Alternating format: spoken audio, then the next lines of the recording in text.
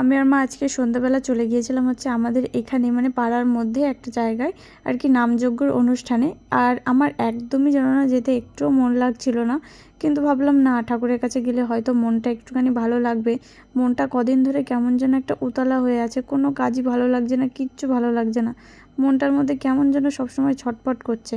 কিন্তু ভাবলাম যে না, যাই, ঠাকুরের ওখানে গিয়ে একটুখানি বসে থাকলে হয়তো ভালো লাগবে। প্রায় ঘন্টাখানেক ধরে ওখানে বসে নাম শুনেছিলাম, ভালোই লাগছিল, টেনশনটাও কম হচ্ছিল, আর মন থেকে মনে হচ্ছিলো এসব চিন্তাগুলোও সব চলে গেছে। আর এদিকে দেখো, আমি, বাবা আর মা তিনজনে মিলে বসে পড়েছি এখন প্রসাদ খেতে। তো প্রসাদ খেয়ে তারপরে আর কি বাড়ি যাব, কারণ ওদিকে আবার জিমিকে একা রেখে এসেছি। আর এদিকে আমরা প্রসাদ খেতে বসে পড়েছি, আর আমাদেরকে দিয়েও দিয়েছে খাবার।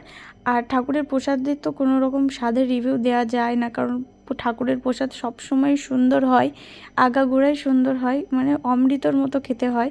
তো এই বিষয়ে তো কিছু বলার নেই। আর এদিকে দেখো, ওদেরই আর কি যে বাড়িটাতে নামযজ্ঞ হচ্ছিলো তাদের পেছনের দিকে এই জায়গাটা দেখো, পুকুর পাড়টা এত সুন্দর করে বাঁধিয়েছে, কি সুন্দর যে লাগছিল। আর এদিকে দেখো, তিনজনে মিলে খাওয়ার পরে এতটা ঠান্ডা লাগছিল, কাঁপতে কাঁপতে বাড়ি চলে আসছিলাম। আর বাড়িতে এসে জিমির অবস্থাটা ঠিক এরকম, মানে একবার মার কাছে যাচ্ছে, বাবার কাছে যাচ্ছে, একবার আমার কাছে দৌড়ে দৌড়ে আসছে। তো চলো ঝটপট জামাটা চেঞ্জ করে নিয়ে এখন তো জিমিকে খেতে দিতে হবে। জিমিকে খেতে দিয়ে তারপরে আর কি বিছানা করে তারপরে আমার আর জিমির শুতে যাওয়া।